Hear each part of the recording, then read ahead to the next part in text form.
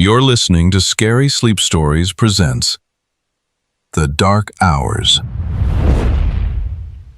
Welcome, guys. I know a lot of you use these stories to fall asleep. So before you drift off like the video, subscribe if you're new, and comment what time it is right now. Let's see who's still awake and who's not alone tonight. Let's begin. The scratching sound came from directly above my bed.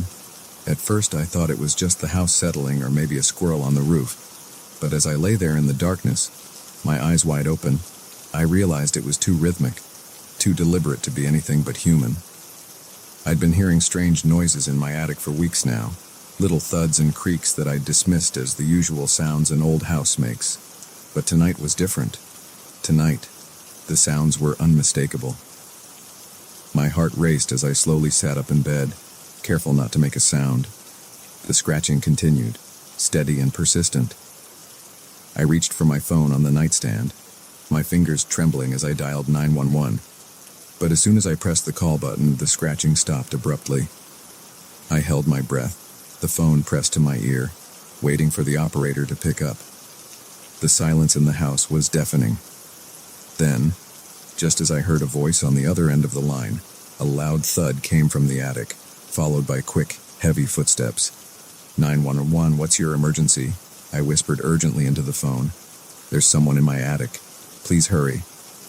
I gave them my address and hung up, my entire body shaking. The footsteps above had stopped, but I could hear faint rustling sounds. Whoever was up there was still moving around. I slipped out of bed, my bare feet silent on the cold hardwood floor. I needed to get out of the house, but the stairs to the first floor were directly beneath the attic access. If I tried to leave, I'd be right in the intruder's path. Instead, I crept to my closet and grabbed the baseball bat I kept there for protection. My palms were sweaty as I gripped it tightly, my eyes fixed on the ceiling. The minutes ticked by agonizingly slowly. Where were the police? I strained my ears, hoping to hear sirens, but all I could hear was my own ragged breathing and the occasional creak from above. Then, a new sound made my blood run cold. It was coming from the hallway outside my bedroom, the soft scraping of the attic access panel being moved. My throat tightened as I realized the intruder was coming down. I pressed myself against the wall next to my bedroom door, the bat raised and ready. My heart was pounding so hard I was sure it would give me away. The hallway floorboards creaked under the weight of slow, careful footsteps. They paused just outside my door. I held my breath, every muscle in my body tense. The doorknob turned slowly, and the door began to open. In the dim light from my window, I saw a shadow fall across the floor. As the figure stepped into the room, I swung the bat with all my might. There was a sickening thud and a cry of pain. The intruder stumbled backward, and I took the opportunity to run. I bolted past them, down the stairs and out the front door into the cool night air.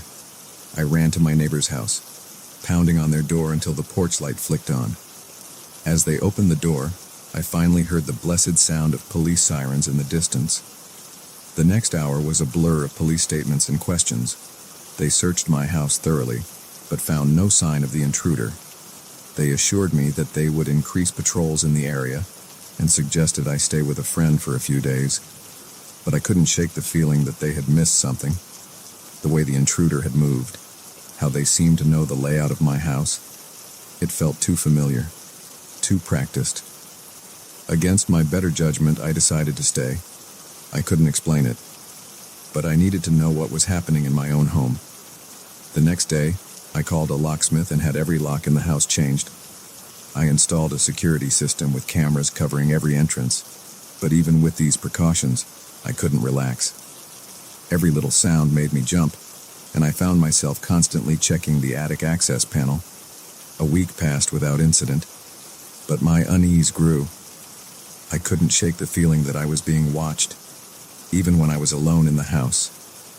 I started noticing little things out of place. A book moved on the shelf. A cup in the sink I didn't remember using.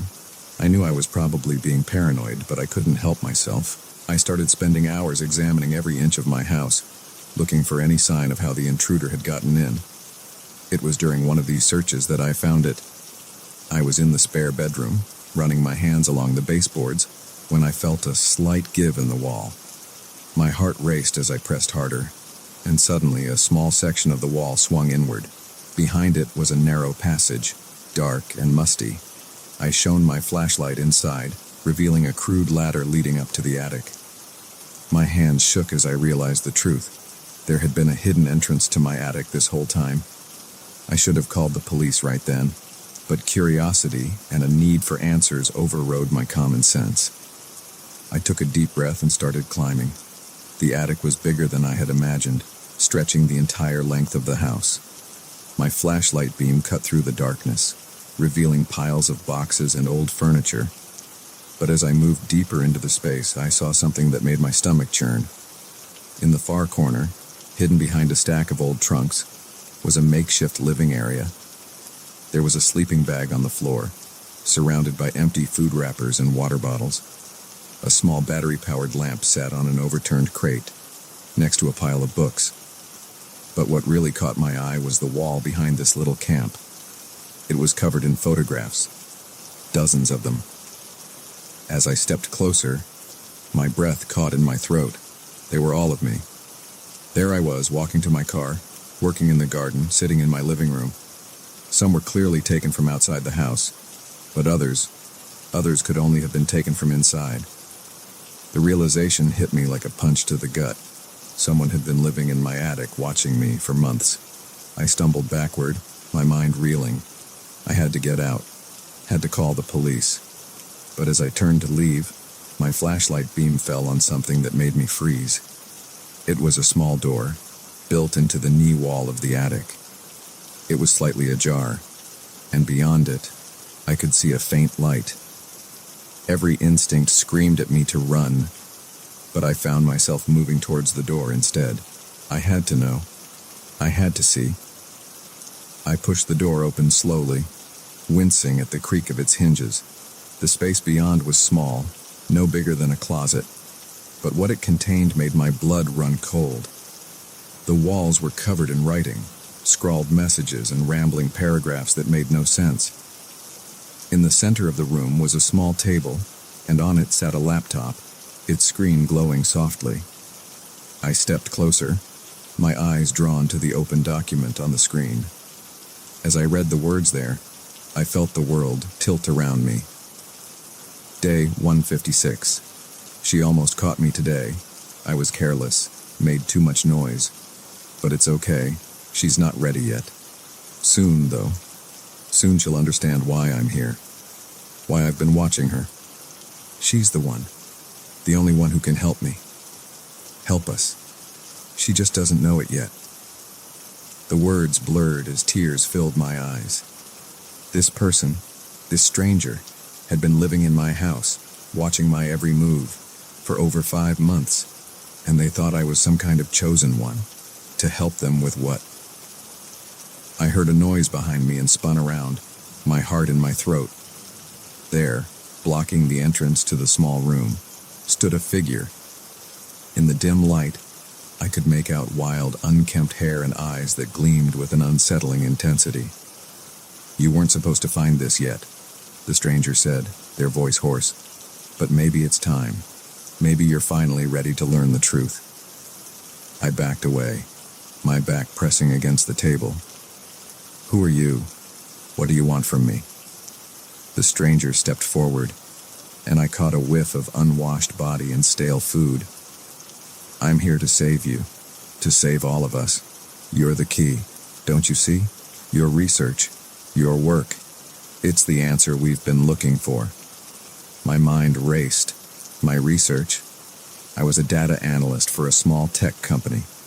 How could that be the answer to anything? "You're confused. You're scared. I understand," the stranger continued, taking another step closer. "But soon, you'll see. Soon, you'll understand why I had to do this. Why I had to watch you, learn everything about you." I glanced around desperately, looking for a way out, but the stranger blocked the only exit. I was trapped. "Please," I said, trying to keep my voice steady. "I don't understand. Just tell me what you want." The stranger's face softened, an unsettling smile spreading across their features. "What I want you to fulfill your destiny. I want you to use your skills to decode the message that will save us all." As they spoke, I noticed a small remote control on the table next to the laptop. Without thinking, I grabbed it and pointed it at the stranger. "Stay back!" I yelled, hoping to startle them. To my surprise, the stranger's eyes widened in fear. "No!" they screamed. "Don't press that! You'll ruin everything!"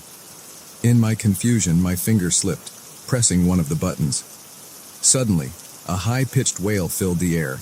It was my new security system's alarm. The stranger howled in frustration and lunged at me, but I ducked under their arm and ran. I scrambled through the attic, down the hidden passage, and out into the hallway. I could hear the stranger crashing behind me, but I didn't look back. I ran out of the house and into the street, the alarm still blaring behind me. As police sirens approached in the distance, I stood there, shaking and gasping for breath. My quiet life had been shattered, my sense of safety destroyed, and I was left with a chilling realization. Sometimes, the monsters aren't hiding under the bed or in the closet. Sometimes they're right above us, watching and waiting.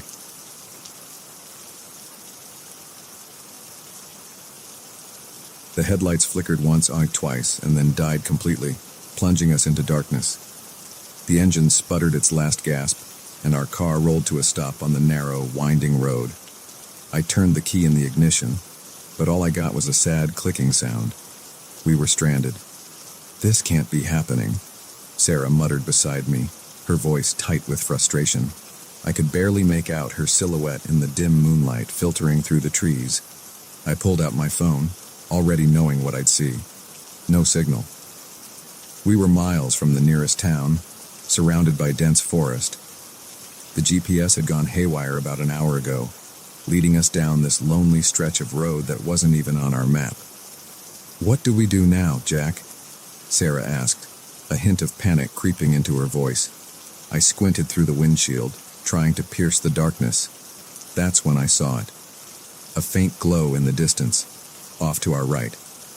"Look," I said, pointing. "There's a light. Must be a house or something.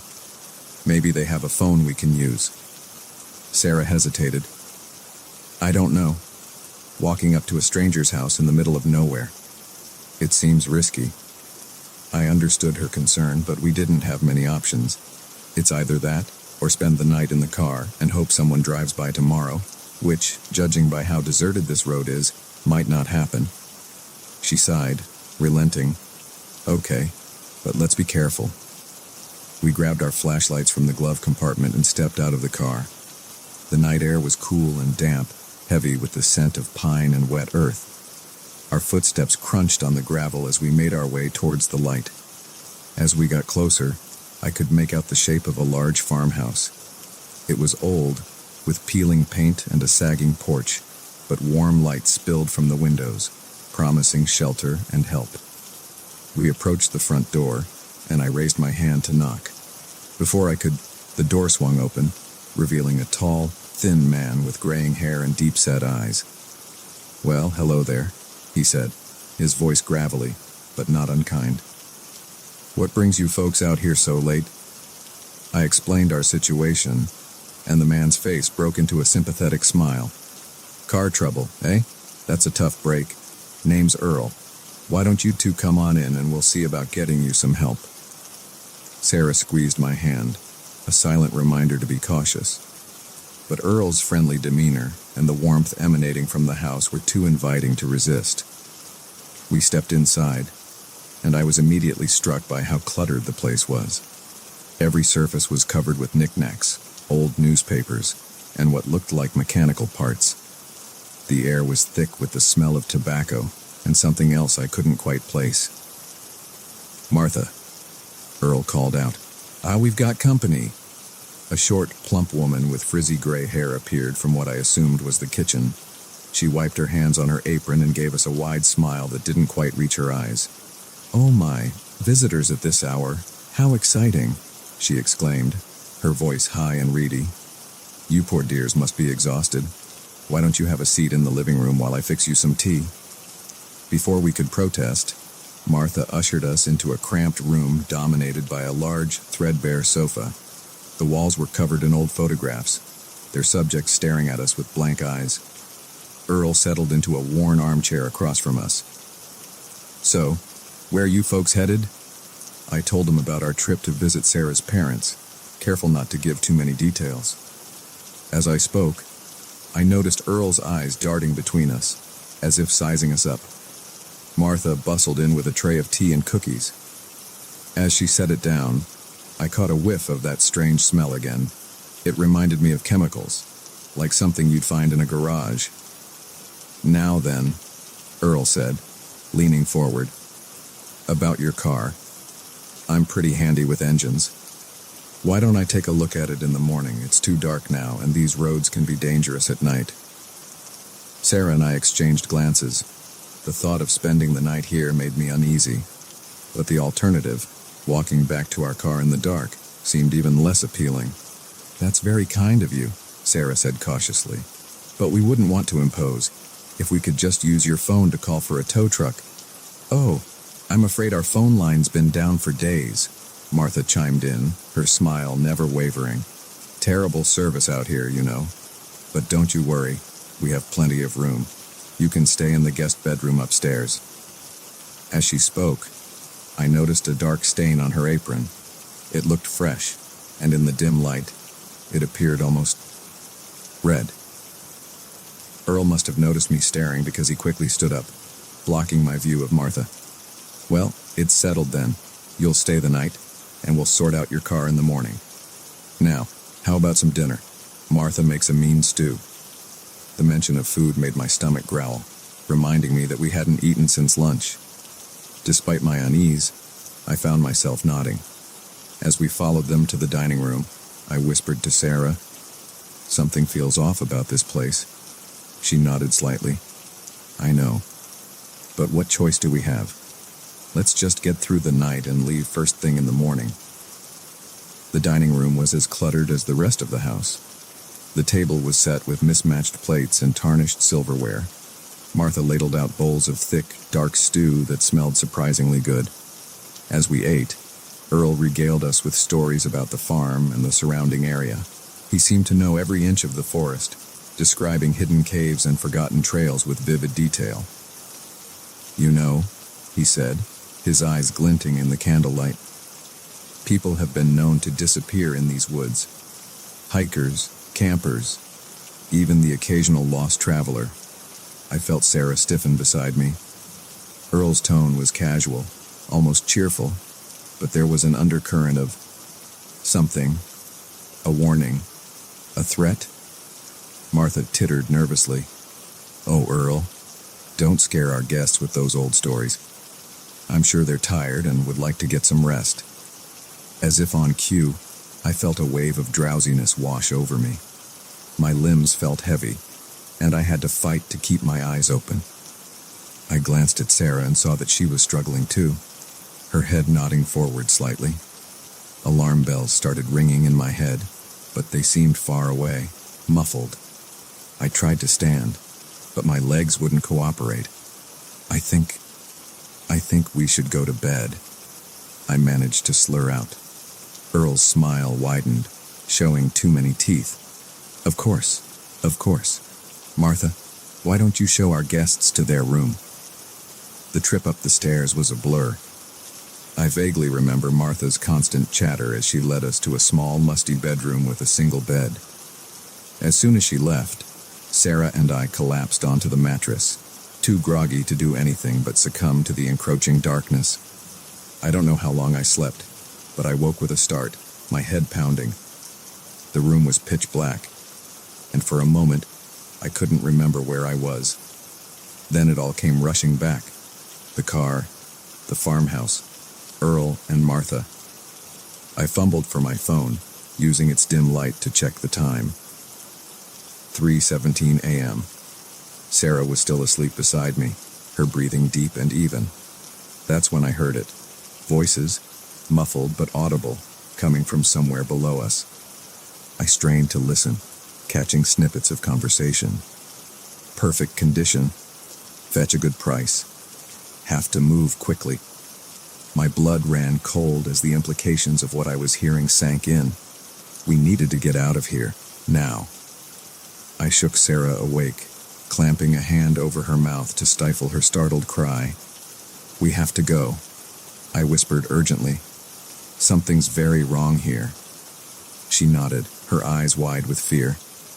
We crept to the door, wincing at every creak of the old floorboards. The hallway was dark and silent, but I could still hear the murmur of voices from downstairs. We made our way down the stairs, pausing at every sound. As we reached the bottom, I saw light spilling from beneath a closed door. The basement, I realized. We were almost to the front door when a floorboard let out a loud groan under my foot. The voices in the basement suddenly stopped. Did you hear that? Earl's voice, no longer friendly but sharp with suspicion. Sarah and I didn't wait. We bolted for the door, fumbling with the lock. Behind us, I heard the basement door open, followed by rapid footsteps. We burst out into the cool night air, running blindly down the overgrown driveway. I could hear Earl shouting behind us, his words lost in the pounding of my heart. We ran until our lungs burned, not daring to look back. When we finally stopped, gasping for air, we found ourselves back on the road where we'd left our car. To our amazement, the car started on the first try. As we sped away, leaving the farmhouse and its sinister occupants far behind, I couldn't shake the feeling that we'd narrowly escaped a fate worse than a broken-down car on a lonely road. We drove in silence for a long time, both of us processing what had happened. It wasn't until we saw the lights of the next town that Sarah finally spoke. "Jack," she said, her voice shaky. "What do you think they were going to do to us?" I shook my head, not wanting to voice the terrible possibilities that had been running through my mind. "I don't know, and I don't want to know. Let's just be grateful we got out of there." As we pulled into a well-lit gas station, surrounded by the comforting signs of civilization, I made a silent vow. No matter how long the detour, no matter how inconvenient, we would never again seek help from strangers on a dark, lonely road.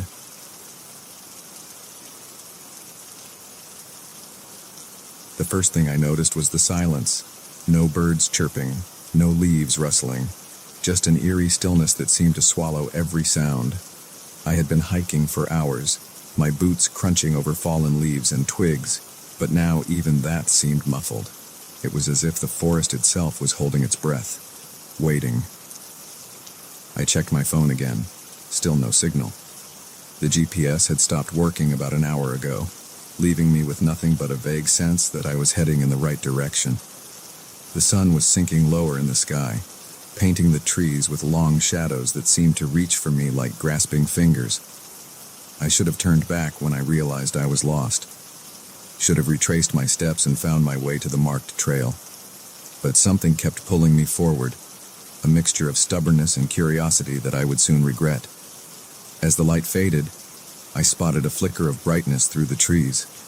Hope surged through me. Maybe it was a ranger station or a campsite. I quickened my pace, pushing through the underbrush towards the light. What I found instead made me stop in my tracks. Nestled in a clearing was a collection of ramshackle buildings, their windows glowing with warm, inviting light.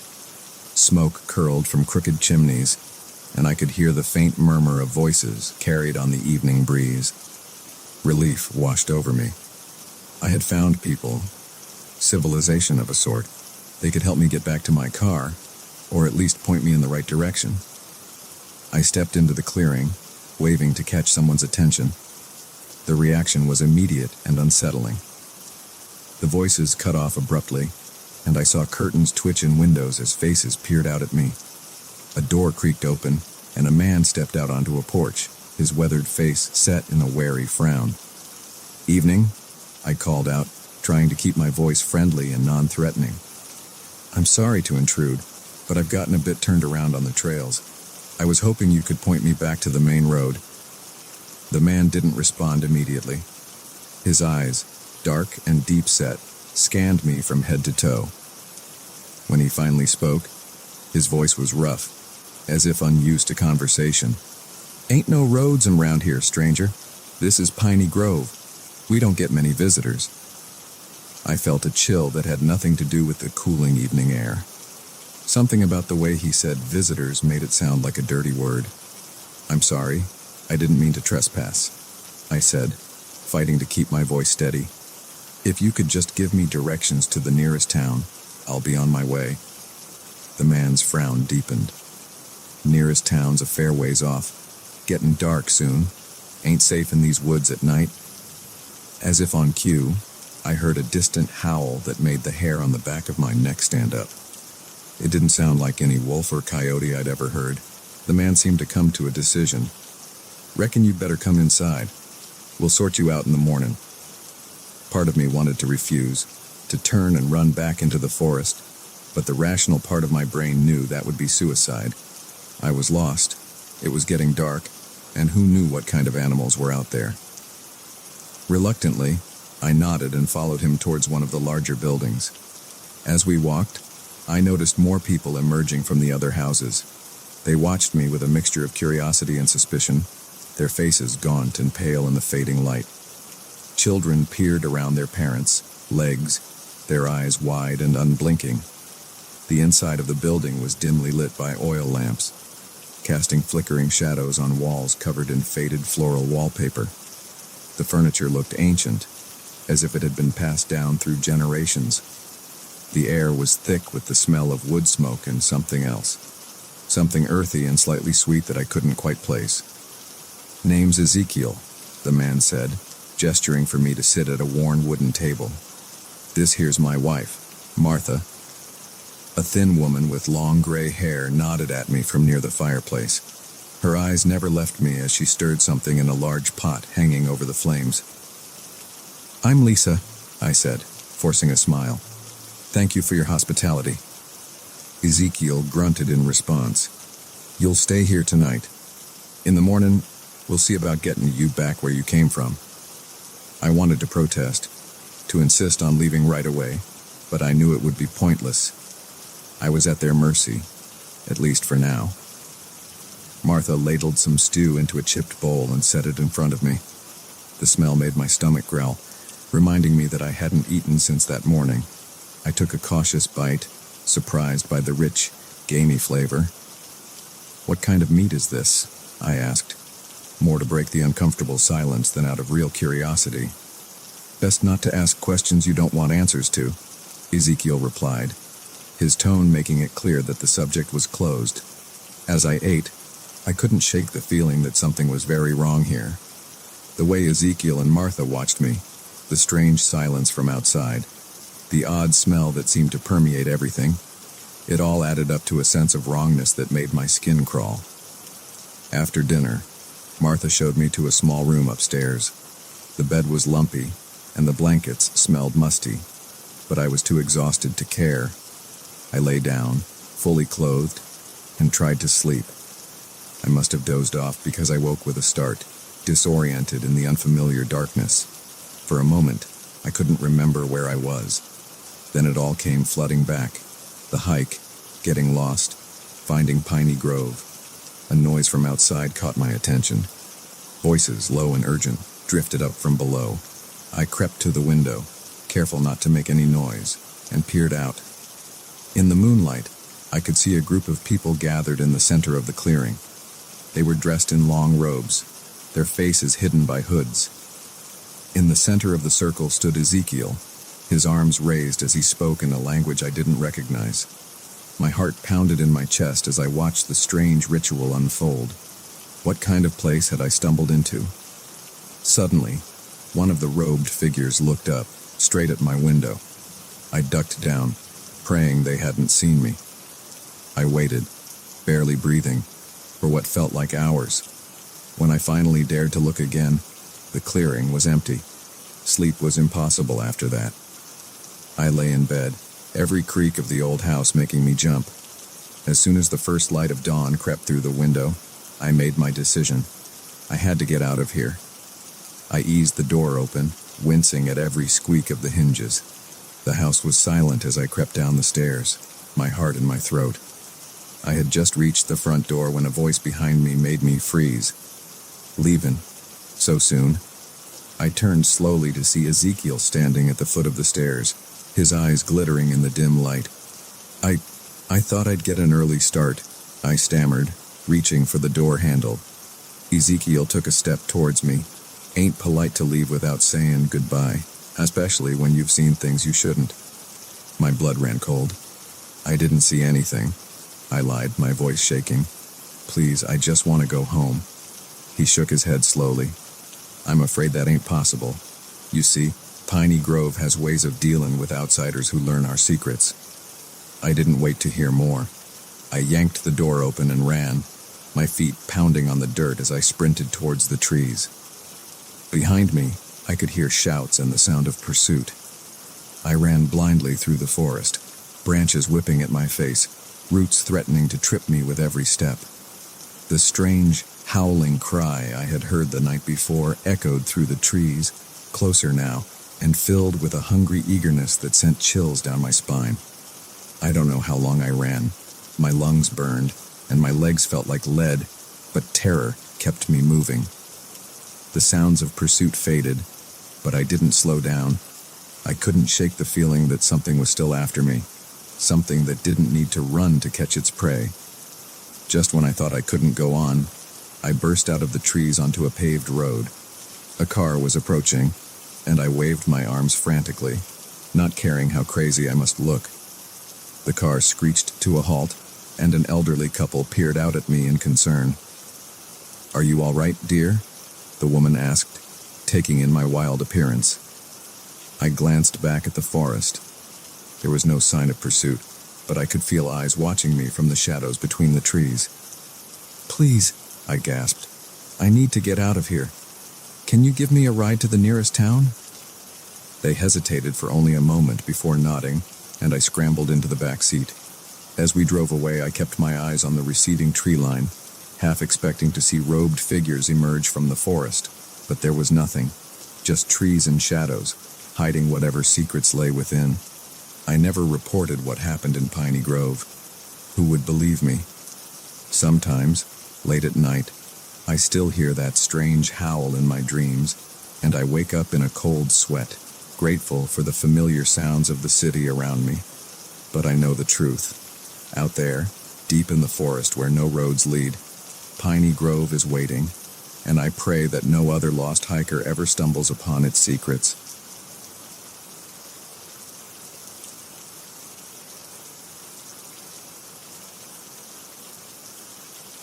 The flickering fluorescent light cast an eerie glow over the empty lab.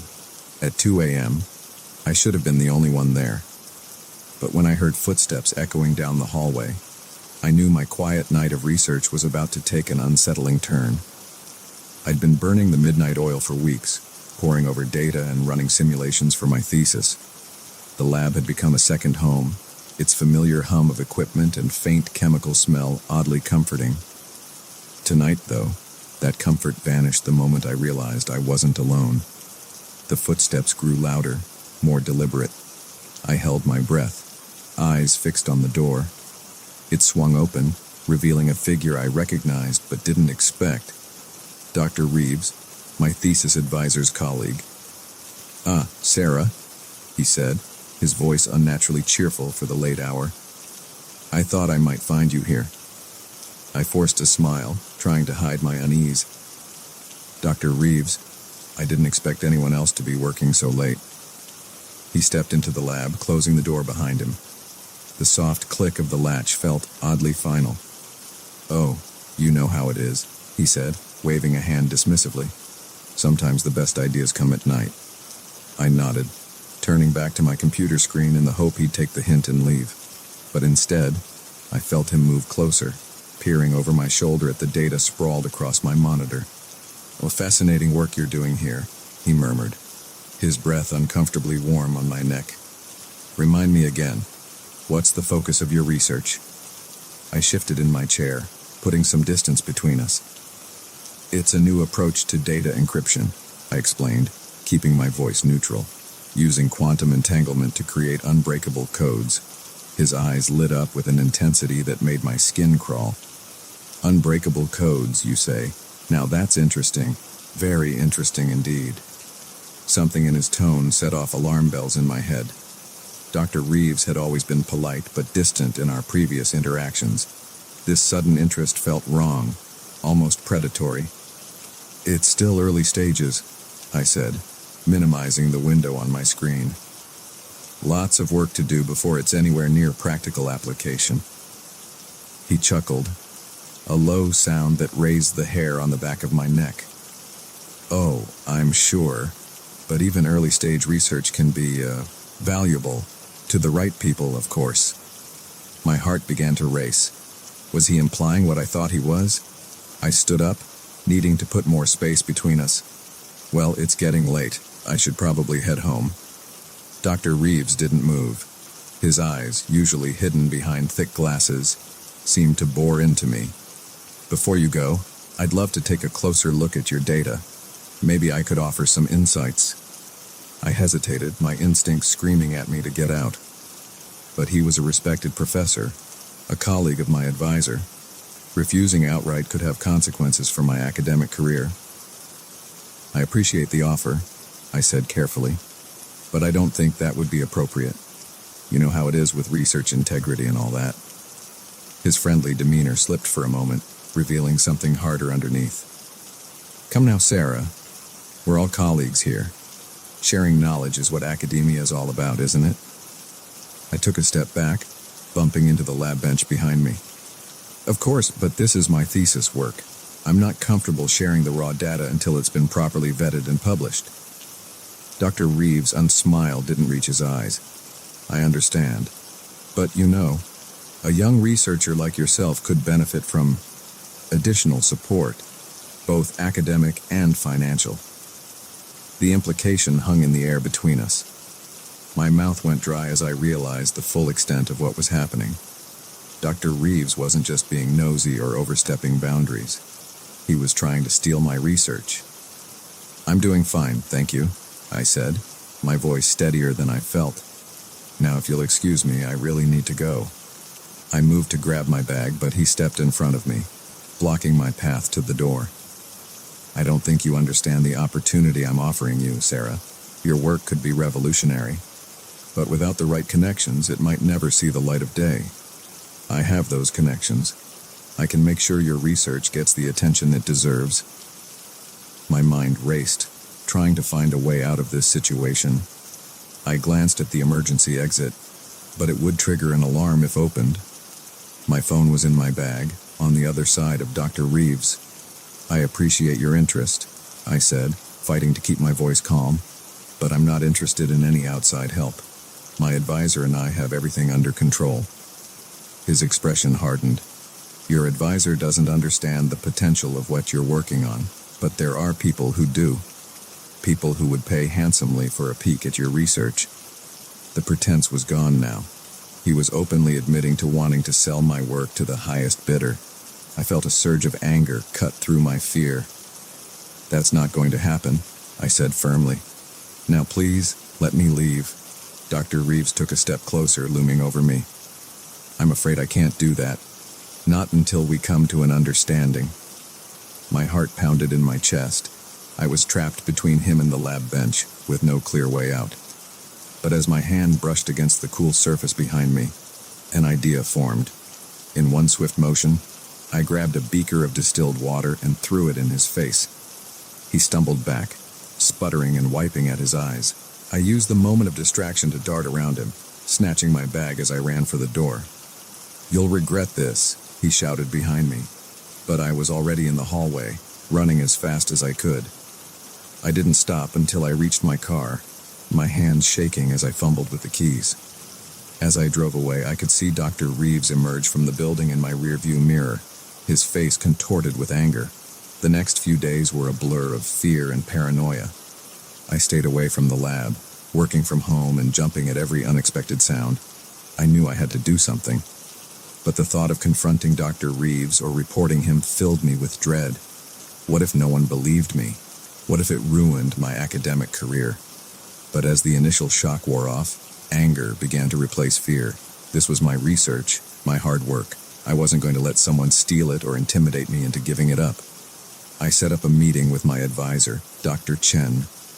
As I sat in her office, my palms sweating and my heart racing, I told her everything that had happened that night in the lab. To my immense relief, she believed me. More than that, she was furious on my behalf. "This is completely unacceptable," she said, her usually calm demeanor replaced by righteous anger. "We're going to the dean with this immediately." What followed was a whirlwind of meetings, investigations, and uncomfortable confrontations. Dr. Reeves denied everything at first, but faced with the evidence, including security camera footage from the lab that night, he eventually confessed. It turned out I wasn't his first victim. Other students and researchers came forward with similar stories of pressure and attempted theft. The scandal rocked the department, leading to Dr. Reeves' dismissal and a complete overhaul of research security protocols. As for me, I threw myself back into my work with renewed determination. The experience had shaken me, but it had also shown me the value of what I was doing. If people were willing to go to such lengths to steal it, then it must be worth protecting and pursuing. Months later, as I stood at the podium presenting my completed thesis, I felt a sense of triumph that went beyond academic achievement. I had faced a threat to my work and my integrity, and I had come out stronger for it. The applause that followed my presentation was sweet, but the real victory was in knowing that the research was mine, earned through hard work and perseverance in the face of adversity. As I left the auditorium, Dr. Chen caught up with me, a proud smile on her face. "Brilliant work, Sarah," she said. "You know, we've received some interesting inquiries about potential applications for your encryption method, completely above board, of course." I grinned, feeling a mix of excitement and vindication. "That's great news. I can't wait to see where this research goes next." As we walked out into the bright sunlight, I felt a sense of optimism about the future. The path ahead might not always be easy or straightforward, but I knew now that I had the strength to face whatever challenges came my way. The incident with Dr. Reeves had taught me a valuable lesson. In the world of cutting-edge research, knowledge truly is power. And sometimes, protecting that knowledge is just as important as discovering it in the first place.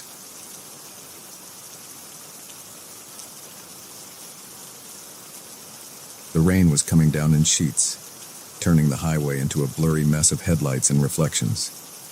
I squinted through the windshield, my wipers working overtime but barely making a dent in the downpour.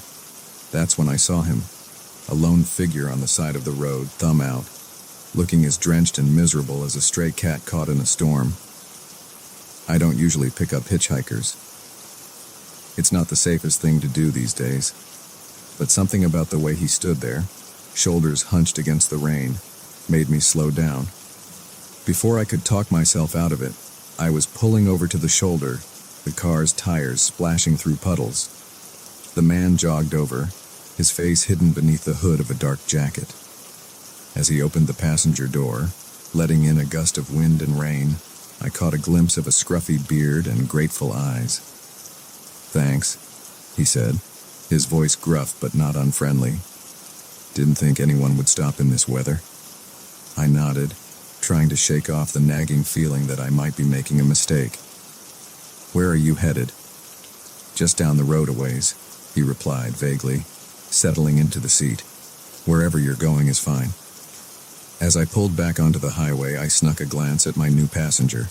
He was older than I'd first thought, maybe in his 50s, with deep lines etched into his weathered face.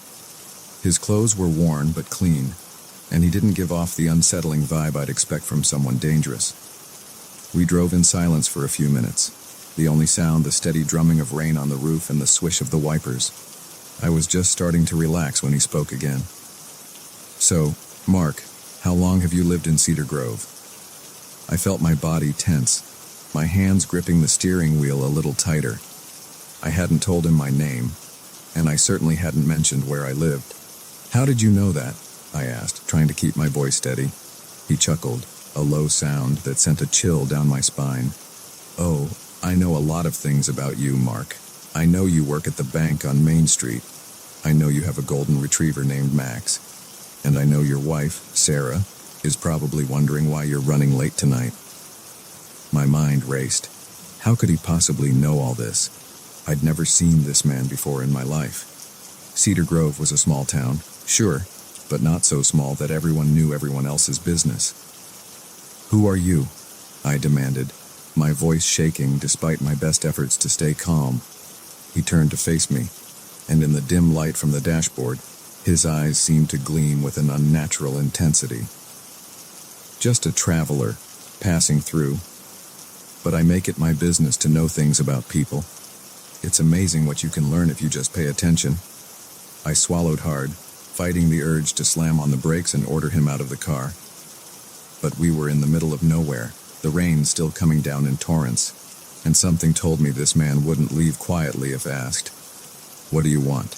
I asked, hating how small my voice sounded. He smiled, a gesture that didn't reach his eyes. "Want? I don't want anything, Mark. I'm just making conversation. Isn't that what people do on long car rides?" I didn't respond, my mind whirling with possibilities. Was he some kind of stalker, a criminal who had been watching me, planning some kind of elaborate scheme? "You're wondering how I know so much about you," he said, as if reading my thoughts. "It's simpler than you might think. Your name tag is still on your shirt. You forgot to take it off after work. The dog hair on your pants suggests a large breed. And I saw the golden retriever bumper sticker on your car. As for Sarah, well, you've been checking your phone at every red light. It doesn't take a genius to figure out you're running late and someone's waiting for you." His explanation was logical, but it did little to ease my fear. There was still something off about the whole situation, something that made my skin crawl. "That doesn't explain how you knew where I live," I said, trying to keep my eyes on the road while also watching him in my peripheral vision. He shrugged. "Cedar Grove Bank isn't exactly a national chain. Took an educated guess based on your work shirt." I wanted to believe him, wanted to think this was all just a strange coincidence, a series of lucky guesses, but the knot in my stomach told me otherwise. "Look," I said, spotting a gas station up ahead. "I think this is far enough. I'm going to pull over and you can—" "I wouldn't do that if I were you, Mark," he interrupted, his voice suddenly hard. "We're not done talking yet." I felt a flash of anger cut through my fear. "This is my car. I get to decide when the ride is over." He laughed, but there was no humor in it. "Oh, Mark, you gave up that control the moment you let me in. But don't worry, I'm not going to hurt you. I just want to talk." "About what?" I asked, my mouth dry. "About choices," he said, leaning back in his seat. "About the decisions we make and the consequences that follow. For instance, your decision to embezzle money from the bank. Small amounts in here and there. Nothing anyone would notice right away. But it adds up, doesn't it?" My blood ran cold. There was no way he could know about that. I'd been so careful, covering my tracks, making sure the numbers always balanced out. "I don't know what you're talking about," I lied, but my voice sounded weak even to my own ears. He turned to look at me, his eyes boring into mine. "Don't insult my intelligence, Mark. We both know the truth. The question is, what are you going to do about it?" I gripped the steering wheel so tight my knuckles turned white. "Are you blackmailing me? Is that what this is?" He shook his head, looking almost disappointed. "Blackmail is such an ugly word. I prefer to think of this as an opportunity, a chance for you to make things right before it's too late." "What do you mean?" I asked, even though part of me didn't want to know the answer. "The bank is conducting an audit next week," he said casually, as if discussing the weather. "They're going to find the discrepancies, and when they do, your comfortable life in Cedar Grove will come crashing down. Unless—" He let the word hang in the air between us. I knew I shouldn't ask, shouldn't engage with this stranger who seemed to know far too much about my life and my mistakes. But I couldn't help myself. "Unless what?" "Unless you turn yourself in," he said simply. "Go to your boss first thing tomorrow morning. Confess everything. Pay back what you took. It won't be easy, but it'll be a lot better than waiting for them to discover it on their own. I laughed bitterly. And why would I do that, eh? Why should I believe anything you say? He sighed, reaching into his jacket pocket. I tensed, half expecting him to pull out a weapon. Instead, he produced a small, leather-bound notebook. "Because I have proof," he said, flipping it open. "Dates, amounts, account numbers, everything they'll need to convict you. I'm giving you a chance to get ahead of this, Mark, a chance you don't deserve, but one I'm offering nonetheless." My mind reeled. How had he gotten this information? Who was he really? But even as these questions swirled in my head, I knew he was right. The audit would expose everything, and if I didn't act first, I'd lose far more than just my job. "Why are you doing this?" I asked, my voice barely above a whisper. "Why do you care what happens to me?" He was quiet for a long moment, staring out at the rain-slicked road ahead. When he spoke, his voice was softer, almost sad. "Let's just say I've been where you are, Mark. Made the same mistakes. Thought I could outsmart the system. I learned the hard way that there's always a reckoning. I'm trying to save you from that pain." We drove in silence for several minutes, the weight of his words settling over me like a heavy blanket. As we approached the outskirts of Cedar Grove, I knew I had a decision to make. "There's a diner up ahead," I said finally. "I'll drop you off there." He nodded, seemingly satisfied. As I pulled into the diner's parking lot, he gathered his things, preparing to step back out into the rain. "Remember, Mark," he said, his hand on the door handle. "First thing tomorrow morning, it's your only chance." Before I could respond, he was gone, disappearing into the stormy night as quickly as he had appeared. I sat there for a long time, the engine idling, rain pattering on the roof. Finally, I pulled out my phone and dialed Sarah's number. "Hey," I said when she answered, my voice thick with emotion. "I'm on my way home. But I need to talk to you about something important when I get there." As I hung up and put the car in drive, I felt a strange mix of dread and relief. The road ahead wouldn't be easy, but for the first time in months, I felt like I was heading in the right direction. The mysterious hitchhiker had given me a second chance. Now it was up to me to make the most of it.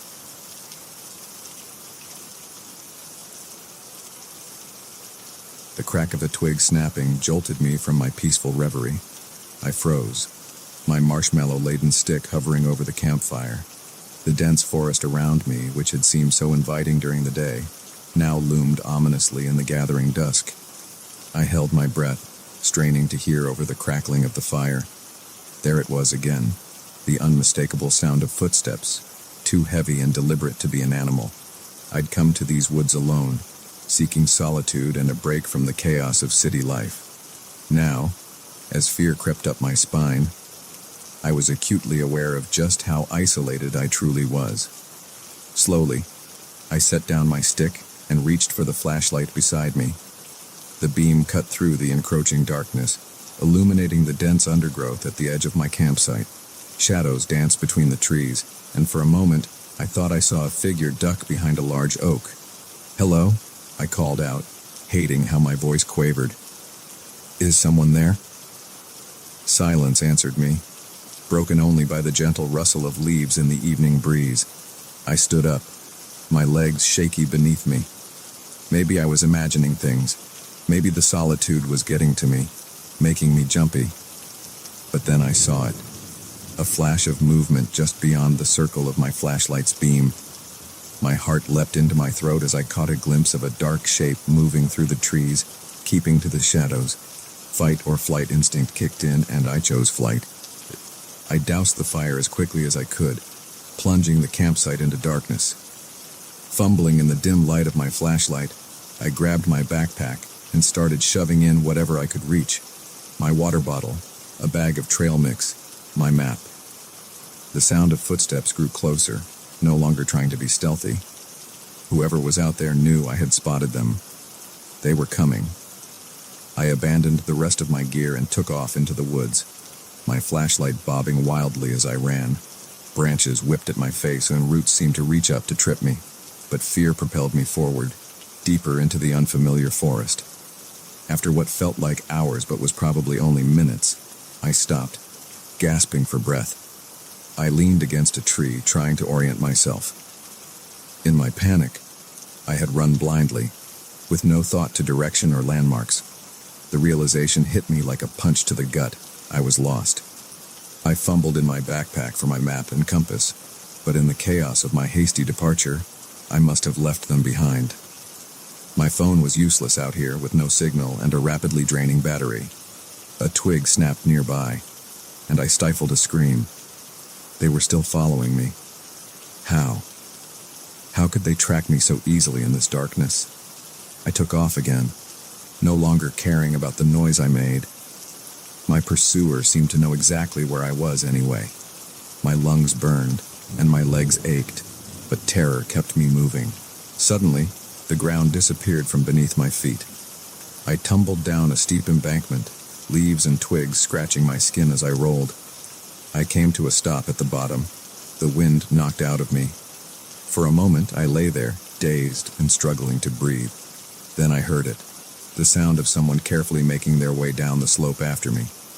Panic gave me strength. I staggered to my feet, ignoring the pain in my ankle, and limped forward. I found myself in a small clearing, the trees opening up to reveal a sky full of stars. In any other circumstance, it would have been beautiful. My flashlight flickered, the beam growing weaker. I shook it desperately, but it was no use.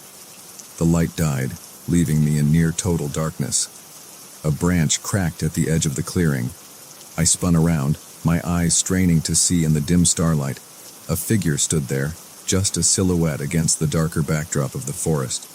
"What do you want?" I shouted, my voice raw with fear and exhaustion.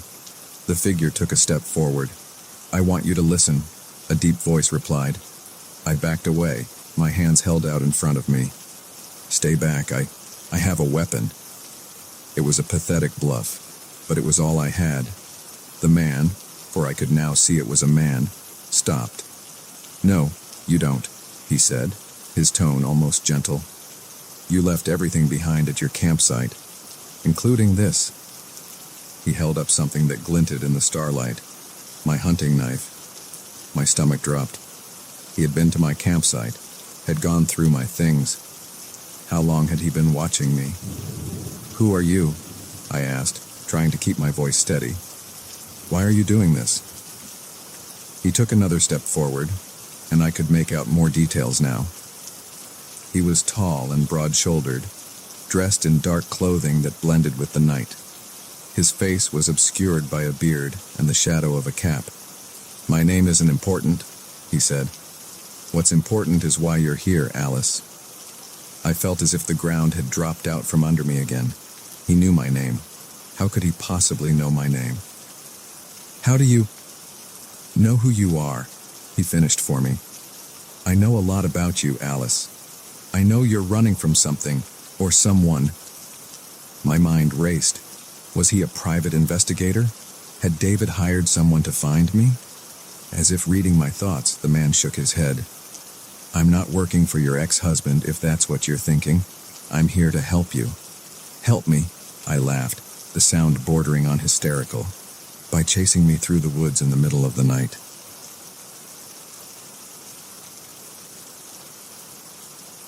The first night in our new home, I woke to the sound of children laughing.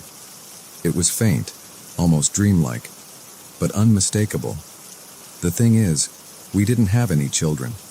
My wife, Sarah, and I had just moved into the old Johnson farmhouse on the outskirts of town. It was a beautiful place. All weathered wood and wraparound porch, set on 10 acres of rolling hills and ancient oak trees. We'd gotten it for a steal, the real estate agent practically giddy as she handed over the keys. "It's a special place," she'd said, her smile just a touch too wide. "I'm sure you'll be very happy here." Now, as I lay in bed listening to the phantom giggles echoing through the halls, I wasn't so sure. I nudged Sarah awake. "Do you hear that?" I whispered. She blinked at me sleepily. "Hear what?" The laughter faded away, leaving only the creaks and groans of the old house settling. I shook my head. Nothing. Must have been dreaming. But I wasn't dreaming, and that was only the beginning. Over the next few weeks, strange occurrences became our new normal. Items would move on their own, appearing in places we knew we hadn't left them. The temperature would drop suddenly in certain rooms, cold spots that made your breath fog even on the warmest days. And always, there was the laughter. Sarah tried to rationalize it all. The moving objects were just us being forgetful in a new place. The cold spots were drafts in an old house. The laughter was probably just kids from a neighboring farm, sound carrying far in the country quiet. I wanted to believe her, but deep down, I knew something wasn't right. It came to a head about a month after we moved in. I was in the attic, unpacking some of the last boxes, when I found the journal. It was old, the leather cover cracked and faded, tucked away behind a loose board in the wall. Curious, I opened it. The handwriting inside was spidery and difficult to read, but as I deciphered the words, a chill ran down my spine. It was a diary, belonging to Margaret Johnson, the matriarch of the family who had built this house over a century ago. And what she described was horrifying. According to Margaret, the land the house was built on was cursed. The local Native American tribe had warned the Johnsons not to build here, that it was a sacred place, a thin spot between worlds. But Thomas Johnson was a stubborn man, and he ignored their warnings. At first, everything seemed fine, but then their children started to change. They became withdrawn, speaking of imaginary friends and games played in empty rooms. Margaret wrote of hearing laughter when no one was there, of toys moving on their own, of shadowy figures glimpsed out of the corner of her eye. And then, one by one, the children disappeared. The last entry was dated 1920. Margaret's handwriting was frantic, barely legible. "They're coming for me now," she wrote. "I can hear them laughing. God forgive us for what we've done." I closed the journal, my hands shaking. It had to be some kind of sick joke, right? A prop left behind by the previous owners to scare new residents. But as I stood there, the attic suddenly felt colder, and I could have sworn I heard a child's giggle right behind me. I practically fell down the attic stairs in my haste to get out. I found Sarah in the kitchen, humming as she prepared dinner. The normality of the scene was jarring after what I'd just read. "Sarah," I said, my voice trembling, "we need to talk about the house." I told her everything, the journal, the curse, the disappearing children. As I spoke, her face grew pale, and I could see the doubt in her eyes warring with the fear she'd been trying to ignore. "Tom," she said slowly, I think I've seen them." She told me about the figures she'd glimpsed in mirrors, always just at the edge of her vision. The way she sometimes felt watched, even when she was alone in the house. The dreams she'd been having, of children calling out to her, begging for help. We sat there in stunned silence, the implications of what we'd discovered settling over us like a heavy blanket. What were we supposed to do now? Call an exorcist?